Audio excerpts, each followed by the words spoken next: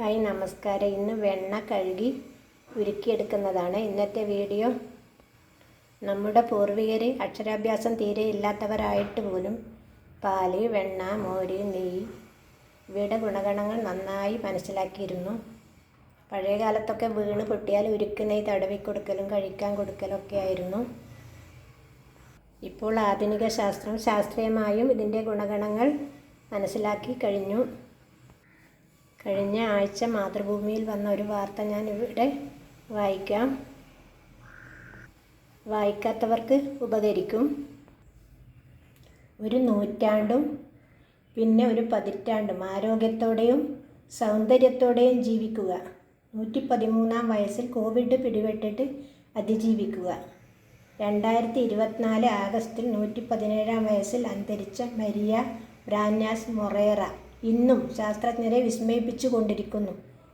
2023 ലോകത്ത് ജീവിച്ചിരിക്കുന്ന ഏറ്റവും പ്രായം കൂടിയ വ്യക്തി എന്ന പദവിയിലെത്തിയ മരിയയുടെ ദീർഘായുസ്സിൻ്റെ രഹസ്യമാണ് ശാസ്ത്രജ്ഞർ കണ്ടെത്തിയിരിക്കുന്നത്. ഹൃദയ സംബന്ധമായ അസുഖങ്ങൾ, പ്രമേഹം, മേധാക്ഷയം എന്നിവയിൽ നിന്ന് ശരീരത്തെ കാത്തുരക്ഷിക്കുന്ന ജനിതക ഘടകങ്ങൾ മരിയയുടെ ജീനോമിൽ കണ്ടെത്തി. മറവി രോഗമായ അൽഷിമേഴ്സ് ഉൾപ്പെടെയുള്ള രോഗങ്ങളുടെ സാധ്യത വർദ്ധിപ്പിക്കുന്ന ജനിതക ഘടകങ്ങൾ ഒന്നുപോലും ഉണ്ടായിരുന്നില്ല. മാത്രമല്ല, ദീർഘായുസ്സിന് കാരണമാകുന്നതെന്ന് വിശ്വസിക്കപ്പെടുന്ന ചില ജനിതക ഘടകങ്ങളും മരിയക്കുണ്ടായിരുന്നു. ഒരു ജനിതക ലോട്ടറി തന്നെയായിരുന്നു മരിയയുടെ ശരീരം.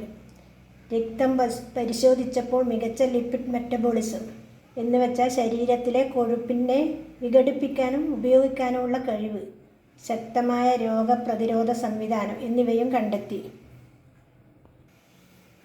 ദിവസവും 3 നേരം പുളി കുറഞ്ഞ തൈര്, യോഗട്ട് കഴിക്കാറുണ്ടായിരുന്ന മരിയയുടെ കുടലിലെ ഗുണകരമായ ബാക്ടീരിയകളുടെ എണ്ണം പ്രായം കുറഞ്ഞ വ്യക്തികളുടേതിന് സമാനമായിരുന്നു. ഈ ബാക്ടീരിയകളാണ് മരിയയുടെ ആരോഗ്യത്തിൻ്റെ പ്രധാന കാരണക്കാരിൽ ഒന്ന്.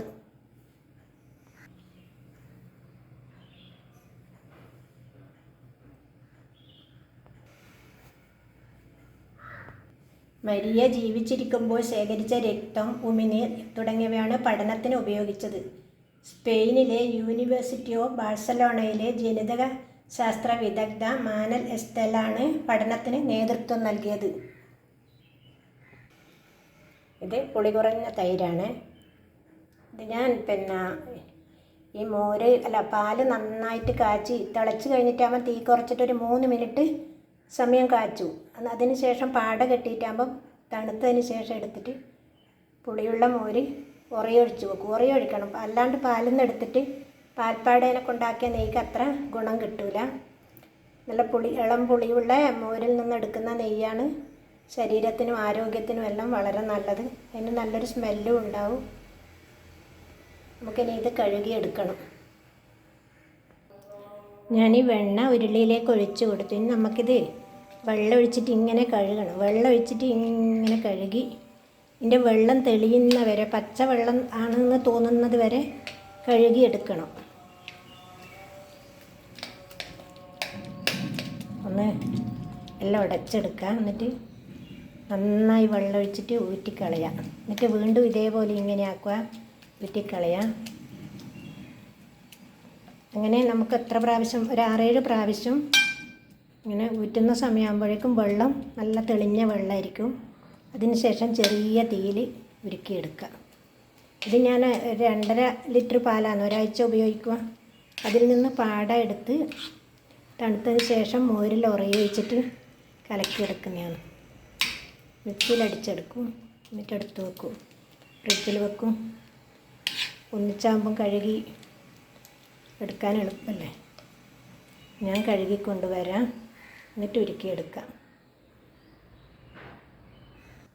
ഞാൻ വെണ്ണ നന്നായി കഴുകിയെടുത്തു. വെള്ളം തെളിയുന്നത് വരെ കഴുകിനെ. ആദ്യം കഴുകിയെടുത്ത 2-3 വെള്ളം ഞാൻ ഇതിൽ ഒഴിച്ച് വെച്ചു. നമുക്ക് പച്ചമുളകിന്, പച്ചക്കറികൾക്കെല്ലാം ഒഴിച്ചു കൊടുത്താൽ വളരെ നല്ലതാണ്. പിന്നെ നേരിയ പച്ചവെള്ളത്തിൻ്റെ മോഡലിലുള്ള വെള്ളം ഇതിൽ ഞാൻ കുറച്ച് വെള്ളം ഇതിൽ നിർത്തിയിട്ടുണ്ട്. കണ്ട,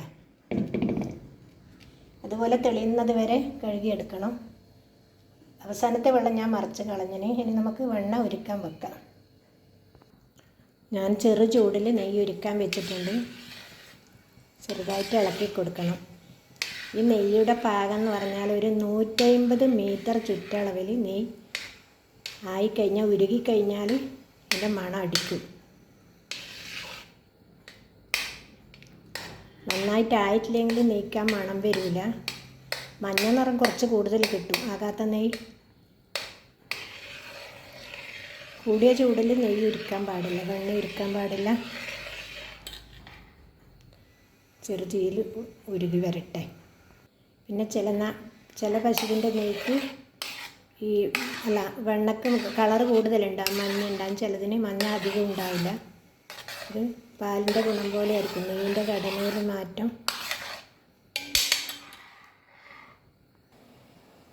ഇവിടെ വെണ്ണ തിളച്ച് തുടങ്ങി.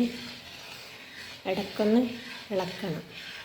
ഇതിൻ്റെ അകത്തെ കീടം പോലെ തന്നെ ഉണ്ട്, അടിക്ക് പറ്റുന്നതുകൊണ്ടാണ് ഇളക്കാൻ പറയുന്നത്. ഈ ചില വീടുകളിൽ നമ്മൾ പശു നെയ്യ് വാങ്ങിയാൽ ഒരു മണലുണ്ടാകും. അത് വെണ്ണ നന്നായിട്ട് കഴുകിയെടുക്കാനിട്ടും നല്ല മൂക്കുന്നത് വരെ ഉരുക്കാനിട്ടുമാണ്. വെണ്ണ നന്നായിട്ട് വെള്ളം തെളിയുന്നത് വരെ കഴുകിയെടുക്കണം. ഞങ്ങളൊരിക്കൽ വാങ്ങിയിട്ട് ഉപയോഗിക്കാണ്ട് കളയേണ്ടി വന്നു. വല്ലാത്തൊരു മണം. നെയ്യിന് വെച്ചിട്ട് ഉപയോഗിക്കാൻ കഴിയില്ലല്ലോ, അതിൻ്റെ ഒരു മണവും ടേസ്റ്റെല്ലാം മാറും. ഇങ്ങനെ നന്നായിട്ടായി കഴിഞ്ഞാൽ വർഷങ്ങളോളം നല്ല ആറിയ കുപ്പിയിൽ ആക്കി വെച്ചാൽ ഉപയോഗിക്കാം. എത്ര വർഷം കഴിഞ്ഞാലും അതിനൊരു മണമോ ഗുണക്കുറവ് വരില്ല. ഞാൻ ഇടയ്ക്ക് ഇളക്കി കൊടുക്കുന്നുണ്ട്. ഈ മഞ്ഞ കളർ പൂർണ്ണമായി മാറിയാൽ മാത്രമേ ഉരുക്ക് നെയ്യാവുകയുള്ളൂ. നെയ്യ് ഉരുകി നന്നായിട്ട് മണമൊക്കെ വന്നു. നമുക്കിപ്പോൾ സ്റ്റൗ ഓഫ് ചെയ്യാം. ഓഫ് ചെയ്തതിന് ശേഷവും ഒരു 2 മിനിറ്റ് ഇങ്ങനെ ഇളക്കി കൊടുക്കണം. അതിന് ശേഷമേ ഈ സ്പൂൺ എടുക്കാൻ പാടുള്ളൂ, അല്ലെങ്കിൽ ഇതിൻ്റെ കീടം ഉണ്ടല്ലോ അടിക്ക് പറ്റും. ഞാൻ ഓഫ് ചെയ്തിട്ടില്ല. ഇനി ഇത് പാത്രം കഴുകാൻ കുറച്ച് പ്രയാസമായിരിക്കും.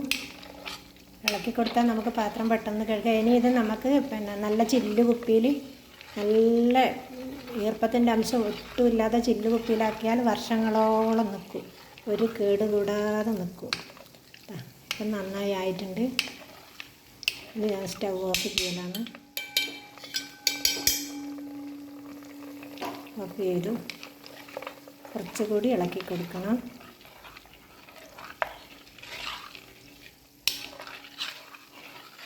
ഇത് സ്റ്റീൽ പാത്രം മറ്റോ ആണെങ്കിലുണ്ടല്ലോ ഒരു മിനിറ്റും കൂടി ഗ്യാസ് ഇങ്ങനെ കത്തിച്ചിട്ട് വെക്കാം. ഈ ഉരുളിയിൽ നിന്ന് പിന്നെയും ഒരു ചൂടുണ്ടാകും. അതുകൊണ്ടാണ് ഞാൻ ഓഫാക്കിയത്.